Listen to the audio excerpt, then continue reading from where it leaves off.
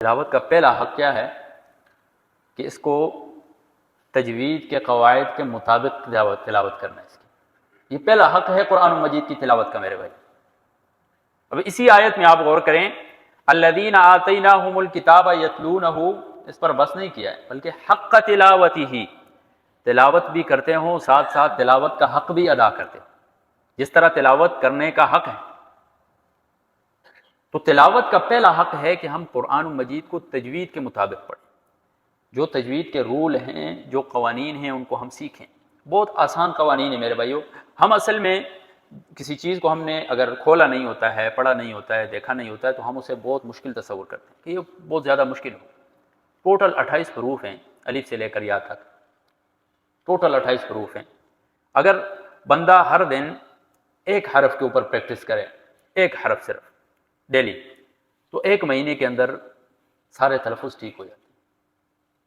17 مخارج ہیں کہ یہ 28 حروف کہاں کہاں سے آپ نے نکالنے ہیں۔ زبان کی نوک آپ کی دانتوں پر لگے گی تو فلاں حرف ادا ہوگا، تالو کے ساتھ لگے گی تو فلاں حرف ادا ہوگا، دائیں جانب لگے گی تو فلاں حرف ادا ہوگا۔ ٹوٹل 17 مخارج ہیں، بہت ہی آسان ہے، لیکن ہم صدق کے دل سے اس کی طرف بڑھیں تب ہمارے لیے آسان ہوگا۔ اگر کوئی تلاوت کر رہا ہوتا ہے اور تجوید کے ساتھ پڑھ رہا ہوتا ہے تو ہم سمجھتے ہیں کہ بڑا مشکل ہے تجوید حاصل کرنا، تجوید کو سیکھنا، جبکہ بہت آسان ہے تجوید کو سیکھنا۔ اور یہ نہیں کہ صرف بچے ہی سیکھ سکتے ہیں، بوڑھے نہیں سیکھ سکتے ہیں، بوڑھے بھی سیکھ سکتے ہیں۔ ہر عمر کا فرد جو ہے اسے آسانی سے سیکھ سکتا ہے۔ وَلَقَدْ يَسَّرْنَا الْقُرْآنَ، ہم نے قرآن کو آسان کر دیا، لیکن ہم ٹائم نکالیں گے تو تب ہم سیکھیں گے۔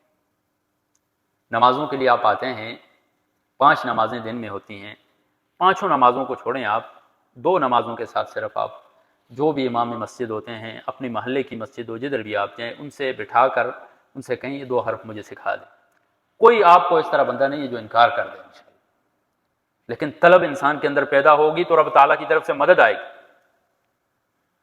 اور جو شخص بوڑھا ہوتا ہے، بوڑھے جب قرآن پڑھ رہے ہوتے ہیں، آپ نے دیکھا ہوگا بڑے مشقت کے ساتھ، بڑی مشکل سے ادا کر رہے ہوتے ہیں حروف کو، ایک حرف کو بار بار پڑھ رہے ہوتے ہیں تب ان کی زبان پہ آتا ہے۔ اتنی پیاری حدیث ہے رسول اللہ صلی اللہ علیہ وسلم کی، فرماتے ہیں والذی یقرأ القرآن ویتتعتع فیہ لعی لسانہ وہو علیہ شاق لہ اجران۔ ایک شخص قرآن پڑھ رہا ہے، بار بار کوششیں کر رہا ہے حروف ادا کرنے کی، لیکن ادا نہیں ہو رہے ہیں اس سے۔ رسول اللہ صلی اللہ علیہ وسلم فرماتے ہیں لہ اجران، اس کے لیے 2 نیکی ہیں۔ عام ایک بندہ پڑھ رہا ہے اس کے لیے تو 1 نیکی ہے، لیکن جو مشقت کے ساتھ پڑھ رہا ہے اس کے لیے 2 نیکی ہیں۔ ایک تو وہ قرآن مجید کی تلاوت کرنے کی، اور ایک جو مشقت برداشت کر رہا ہے، زبان لڑکھڑا رہی ہے پھر بھی وہ پڑھنے کی کوشش کر رہا ہے، ایک اس کا اجر ملے گا۔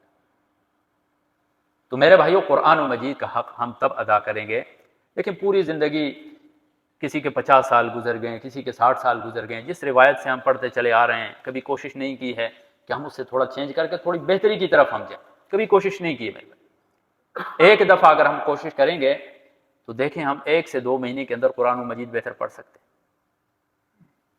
اور دوسرا قرآن مجید کی تلاوت کا حق یہ ہے کہ روزانہ معمول کے ساتھ پڑھا جائے قرآن مجید، روزانہ معمول بنا کر، ایک معمول بنایا جائے کہ میں نے ڈیلی اتنا پڑھنا ہے، اور پھر زمین آسمان اوپر نیچے ہو جائے قرآن مجید کی تلاوت آپ سے نہ چھوٹے، ایسا پکا معمول ہونا چاہیے۔ صحابہ کرام رضوان اللہ تعالی علیہم اجمعین کی زندگیوں کا آپ مطالعہ فرمائیں، کیسے قرآن مجید کی تلاوت کیا کرتے تھے۔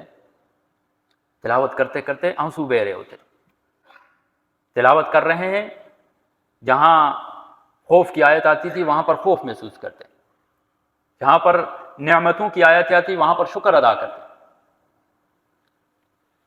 تو میرے بھائیو، ایک روزانہ کا ایک معمول بنا کر، اور صرف یہ نہیں کہ خود معمول بنائیں، گھر کے اندر ایک معمول بنائیں کہ صبح اٹھنا ہے تو گھر کے سارے افراد جو ہیں ان کے دن کی ابتدا قرآن مجید سے ہونی چاہیے، اس کے بعد ناشتہ بنائیں، اس کے بعد سارے روزمرہ زندگی کے کام کریں۔ پھر دیکھیں آپ کے گھروں میں برکتیں کیسے آتی ہیں میرے بھائی۔ جس گھر میں صبح صبح موبائل کھلتا ہو، جس گھر میں صبح صبح اس گھر کی ابتدا گالیوں سے ہو رہی ہو، تو خاک وہاں پر برکتیں آئیں گی میرے بھائی، خاک وہاں پر رب تعالیٰ کے فضل و کرم کا نزول ہوگا۔ جس گھر میں صبح صبح ابتدا اس کی تلاوت سے ہو رہی ہے، نماز سے ہو رہی ہے، ذکر و اذکار سے ہو رہی ہے، اس میں پھر برکتیں خود بخود آتی ہیں میرے بھائی۔ تو روزانہ ایک معمول بنا کر ہم اس قرآن مجید کو پڑھیں میرے بھائی۔ اسی طرح تیسرا یہ ہے کہ خوش الحانی سے پڑھیں، کوشش کریں خوبصورت لہجے کے ساتھ۔ خوبصورت لہجہ کیسے آئے گا؟ سیکھنے سے آئے گا، کوشش کرنے سے آئے گا۔ اور ایک یہ بھی ہوتا ہے کہ آپ کسی بھی خوش الحان قاری کی جب تلاوت سنتے ہیں تو اس سے بھی آپ کا لہجہ جو ہے نا وہ امپروو ہونا شروع ہو جاتا ہے۔ بار بار ایک بندے کی تلاوت آپ سن رہے ہیں تو اس کا جو طرز ہوتا ہے، انداز ہوتا ہے، وہ آپ بھی اپنانا شروع کر دیتے ہیں۔ تو یہ بھی طریقہ اپنایا جا سکتا ہے، کسی محلے کی مسجد میں جا کر یا کسی قریبی رشتہ داروں میں کوئی قاری صاحب ہیں ان سے بھی آپ سیکھ سکتے ہیں اس کو خوش الحانی کے ساتھ۔ اور اسی طرح رسول اللہ صلی اللہ علیہ وسلم کیا فرماتے ہیں؟ لیس منا من لم تغن بالقرآن، وہ ہم میں سے نہیں ہے جو قرآن کو خوش الحانی کے ساتھ نہیں پڑھتا۔ تو خوش الحانی کے ساتھ پڑھنے کی کوشش کریں گے۔ اسی طرح قرآن مجید کی جب تلاوت آپ کر رہے ہوں تو ظاہری آداب اور باطنی آداب تمام کی رعایت کریں۔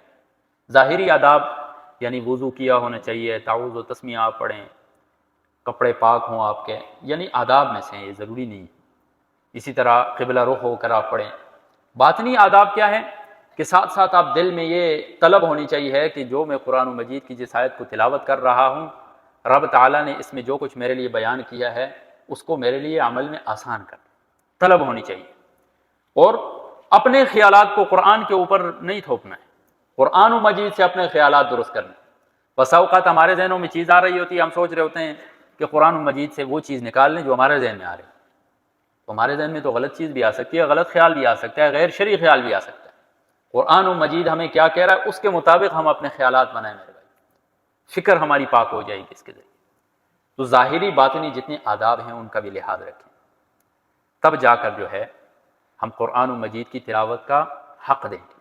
اور جو شخص اس طرح تلاوت کرتا ہے پھر اس کے لیے یہ فضیلتیں بھی ہیں کہ رسول اللہ صلی اللہ علیہ وسلم فرماتے ہیں من قرأ حرفا من کتاب اللہ فلہ بہ حسنہ، جو قرآن مجید کی تلاوت کرتا ہے اور ایک حرف پڑھتا ہے اس کے لیے ایک نیکی ہے، والحسنۃ بعشر امثالھا، اور وہ ایک نیکی جو ہے 10 کے برابر ہے۔ تو پھر جتنے حروف پڑھتا جاتا ہے نیکیوں کی بارشیں ہو رہی ہوتی ہیں اس کے اوپر۔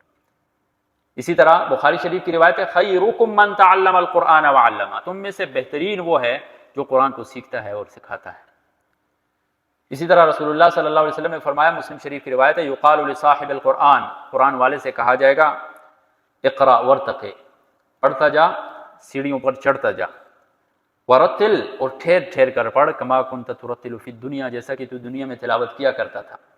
فإن منزلتک عند آخر آیۃ تقرأها، جہاں تیری آخری آیت ہوگی وہی جنت میں تیرا مقام ہو۔ یہ قرآن مجید کی تلاوت کی فضیلت ہے میرے بھائی، اس شخص کے لیے ہے جو اہتمام کے ساتھ تلاوت کرتا ہے۔ تو یہ قرآن کا دوسرا حق ہے کہ ہم قرآن مجید کی تلاوت کریں میرے بھائی۔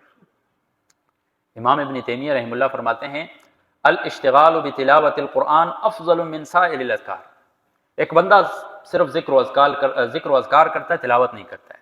دوسرا بندہ قرآن مجید کی صرف تلاوت کر رہا ہے، امام ابن تیمیہ رحمہ اللہ فرماتے ہیں تلاوت کرنے والا شخص افضل ہے اس شخص سے جو سارے کے سارے اذکار کر رہا ہے۔ لیکن اذا كانت القراءة مع تدبر وفهم، جب غور و فکر کے ساتھ تلاوت کر رہا ہے۔